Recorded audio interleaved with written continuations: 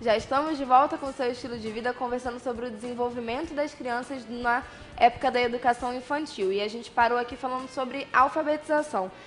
Aconteceu há algum tempo uma reforma, né? E aí o CA não é mais o CA. O CA agora é o primeiro ano, e o primeiro ano, a primeira série é o segundo ano, a segunda série é o terceiro ano e assim por diante. Inclusive foi uma confusão no início, né? Ninguém entendia nada. Por que isso aconteceu? Agora a criança, ela, na verdade, ela vai estar já terminando a alfabetização. No caso, entre 5 e 6 anos, ela está entrando para estar nessa alfabetização. E aconteceu devido à questão da mudança, da reforma mesmo que houve, né, visando a entrada dessa criança um pouco mais cedo na questão do início do ensino fundamental.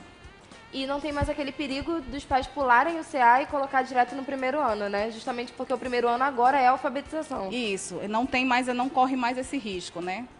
Em relação à educação infantil mesmo, é obrigatório que a criança saia da educação infantil lendo e escrevendo normal, já fluentemente, com letra cursiva, que é aquela nossa letra normal, né? Ou não? Ela só precisa reconhecer letras? Como que acontece essa classificação?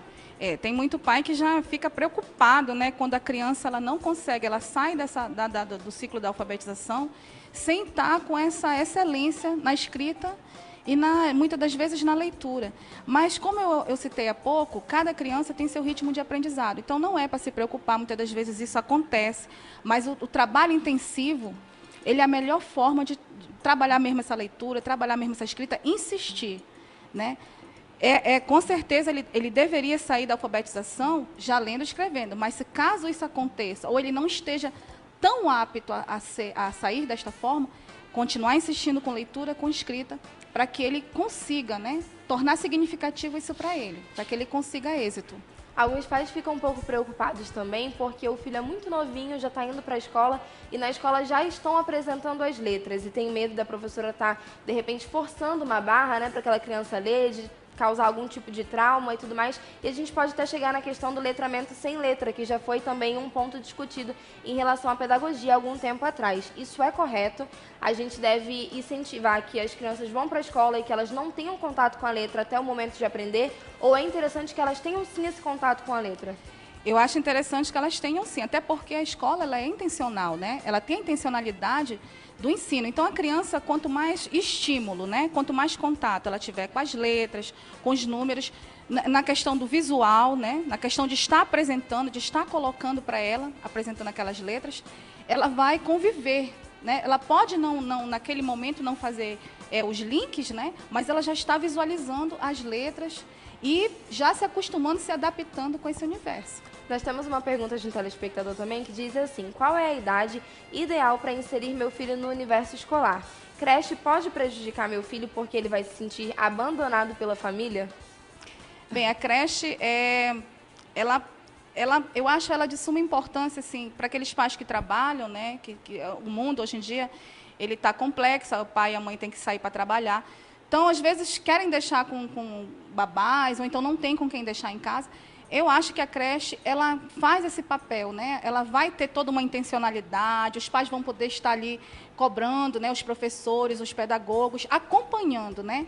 E eu acho que sim, eu acho que a idade, a partir dos 3 anos, até 3 anos, é de suma importância que eles estejam convivendo, sim, nesse ambiente da creche.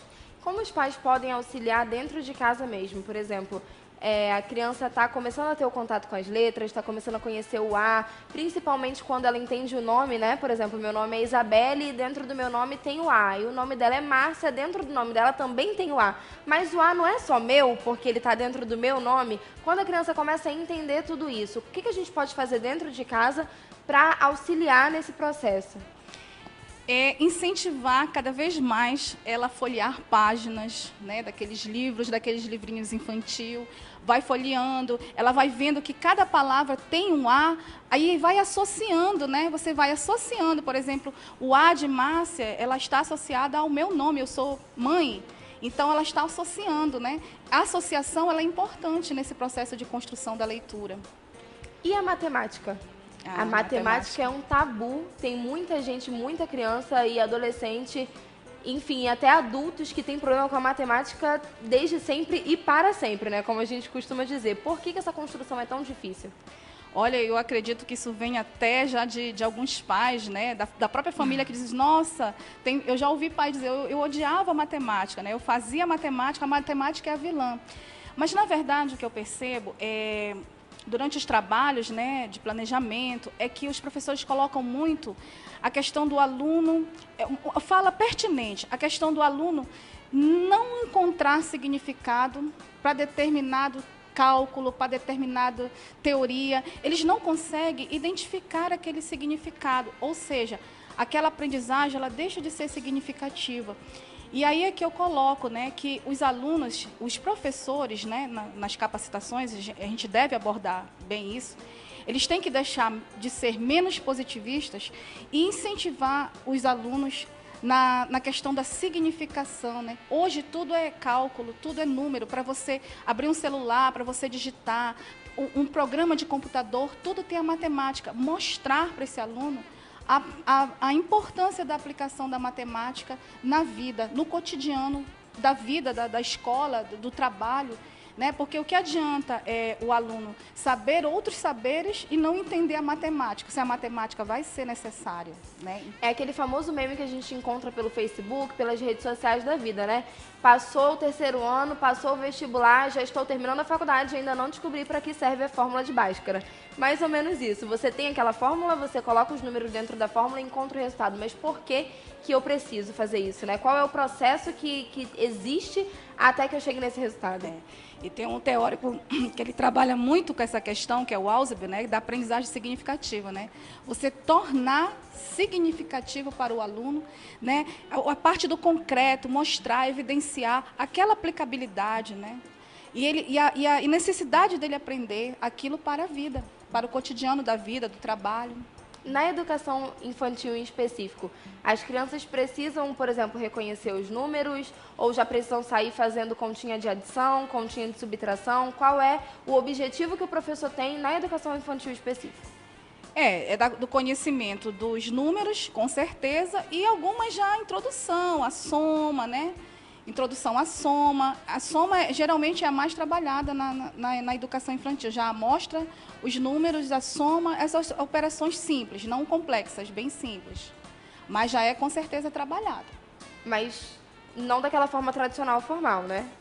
Bom, a gente tem que ver que nós ainda vivemos numa corrente tradicionalista, né? Em que os alunos ainda são sentados em fileiras, ainda são ensinados da forma tradicional. Essa é a realidade, mas cada professor em sua sala, é como eu sempre falo, fechou a porta, a aula é sua. Então, você pode fazer diferente, você pode levar aquele aluno, vivenciar, pegar, mostrar o concreto, trabalhar com ábaco, né? Com vários, tem tantos materiais pedagógicos que incentivam essa parte da matemática, dos números, de trabalhar as operações. Eu acho muito viável trabalhar ludicamente, ou seja, prazerosamente, a matemática na educação infantil. Ela tem que ser prazerosa. Nós temos uma pergunta também da Juliana Oliveira. É o seguinte: bom dia, parabéns pelo programa. Estou ligadinha todos os dias e moro em Iranduba. Muito obrigada, que bom ter a sua companhia todos os dias. E ela pergunta o seguinte: quando devo pôr minha filha no reforço escolar? Essa questão do reforço escolar tem que ver, né? O reforço escolar, a preocupação que eu tenho enquanto educadora é que ele não fuja ao que a escola está acostumada, né? A linha educacional da escola. Porque, às vezes, o reforço, ele embaraça mais a cabeça da criança se não for em conjunto com o que está sendo passado na escola. Então, a professora que vai dar o reforço, ela tem que seguir a linha de ensino dessa escola, né? Para que esse aluno não seja confundido em determinados momentos. Então, é só para ter esse cuidado, mas se a criança, com certeza, não está tendo o desenvolvimento adequado, busque o reforço, mas busque com alguém que trabalhe na linha da escola. E essa questão do reforço é muito interessante também, porque, por exemplo, a gente sofre muito quando nós somos pequenos, que a gente chega em casa e a mãe vai ensinar a fazer a continha de um jeito. Aí a minha professora me ensinou de outra. E quando eu vou para o reforço escolar, me ensinam de uma outra forma. E qual forma eu tenho que seguir, né? Daí fica aquela confusão na cabeça. Mas me ensinaram a ir direto, me ensinaram a fazer a conta inteira. Como que eu vou fazer? O que que é correto? Isso eu faço em casa, minha mãe diz que é certo. Mas quando chega na hora da prova, a professora não aceita porque o jeito que ela me ensinou é outro. Então é um pouco complicado também em relação a isso.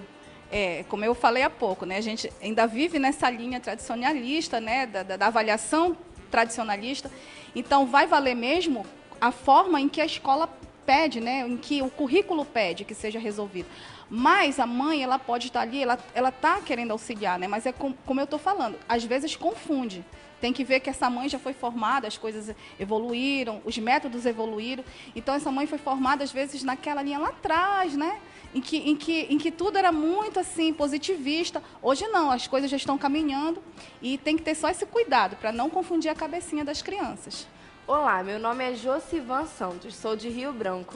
Gostaria de saber até que ponto a tecnologia é importante no processo de educação disciplinar da criança e como os pais devem lidar com isso, relacionando de alguma forma com o aprendizado. Como eu falei há pouco, a escola ela é intencional. Então, a tecnologia ela é uma realidade, né? Ela faz parte do nosso dia a dia. Só que essa tecnologia na escola, ela assume um papel intencional. Toda tecnologia na escola ela vai ser voltada para o ensino e aprendizagem, né?